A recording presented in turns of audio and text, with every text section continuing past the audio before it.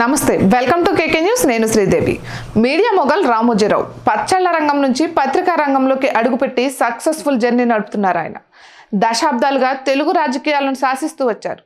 అప్పట్లో వైఎస్ రాజశేఖర రెడ్డితో నేరుగా పోరాడారు. ఇప్పుడు ఆయన కుమారుడు జగన్తో పోరాటం చేస్తున్నారు. వైఎస్ కాలంలో మార్గదర్శి కేసులు రామోజీరావును చుట్టుముట్టగా ఇప్పుడు జగన్ హయాంలో మరింతగా ఇబ్బందులు పడ్డారు రామోజీ. అందుకే ఈ ఎన్నికల్లో టీడీపీ నేతలకు మించి శక్తి వంచన లేకుండా కృషి చేశారు ఆయన. బీజేపీతో టీడీపీ జత కలవడానికి ఆయన కూడా ఒక కారణం. 3 పార్టీల కూటమి వెనుక అదృశ్య హస్తంగా కూడా పనిచేశారు. ఈ తరుణంలో వైసీపీకి వ్యతిరేకంగా కథనాలు వండివార్చడంలో ముందున్నారు.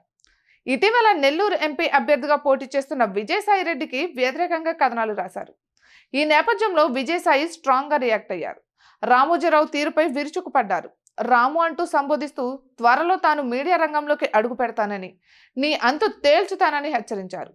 ముళ్ళును ముళ్ళుతోనే తీసిన మాదిరిగా నీ మీడియాను నా మీడియాతో కొడతానని కూడా తీవ్ర హెచ్చరికలు జారీ చేశారు.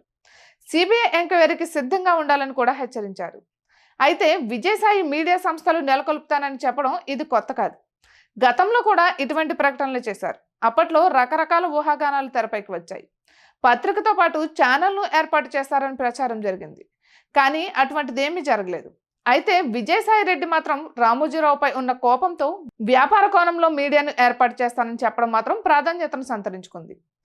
ఇప్పటికే వైసీపీకి అనుకూలంగా నీల్ మీడియా ఉంది. అందున సీఎం జగన్ సొంత మీడియా సాక్షి ఉంది. టీవీ9తో పాటు ఎన్టీవీ వైసీపీకి అనుకూలంగా పనిచేస్తుంది.